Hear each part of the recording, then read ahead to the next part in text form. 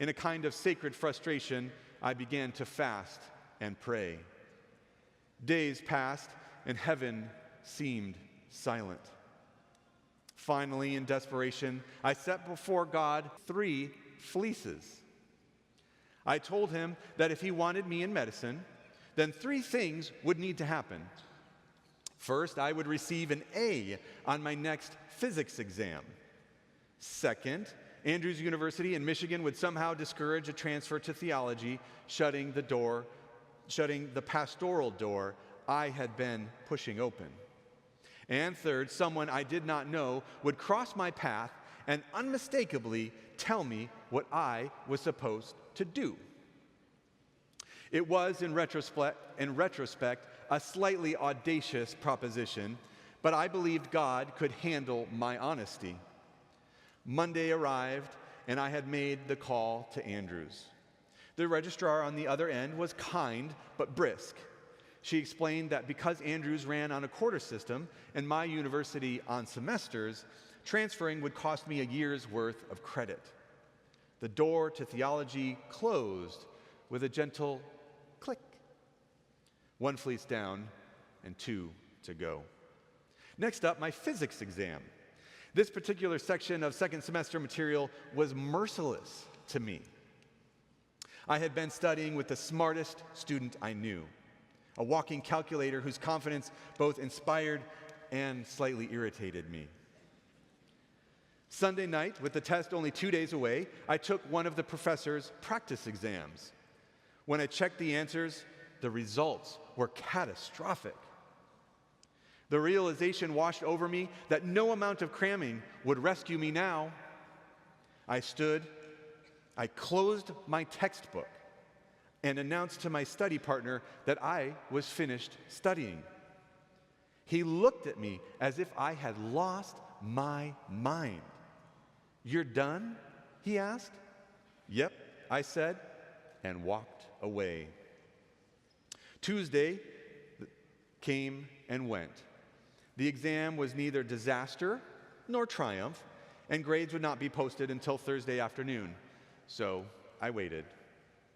Thursday morning, the 3rd fleece arrived wearing a FedEx uniform. I was upstairs in the rented house I shared with 6 other guys when the doorbell rang. I looked out the window and saw the driver stepping from his truck, music blaring, clipboard in hand. In those days, there was no Amazon, no endless stream of boxes. A package at the door meant someone had specifically sent it to you. I hadn't ordered anything, but no one else was answering the door, so I went down the stairs and opened the door. The FedEx man was exactly what you might expect from the term rock and roll delivery driver. Faded jeans, a sunburned neck, and a mullet that gleamed in the afternoon sun.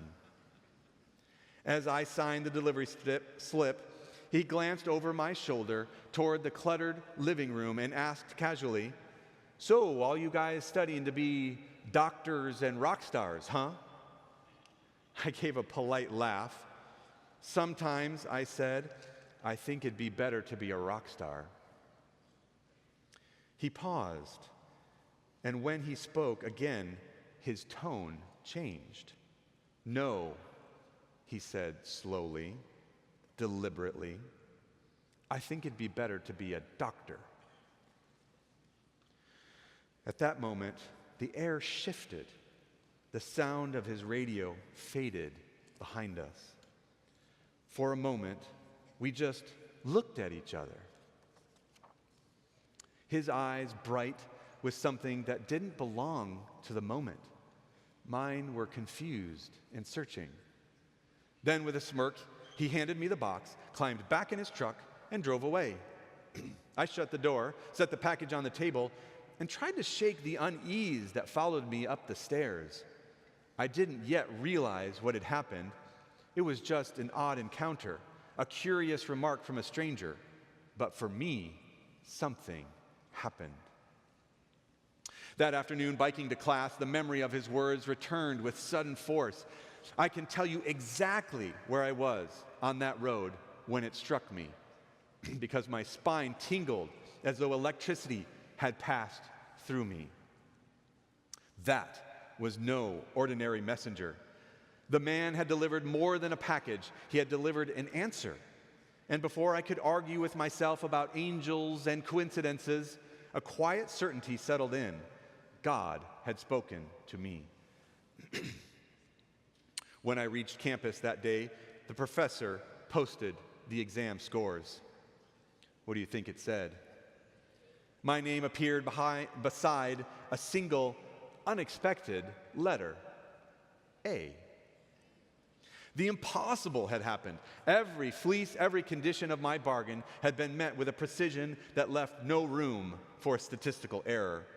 The door to theology had closed, and the door to medicine had opened. Medicine was not the rejection of ministry, but its relocation. The scalpel would become my sermon, the hospital my parish, and each patient a congregation of one.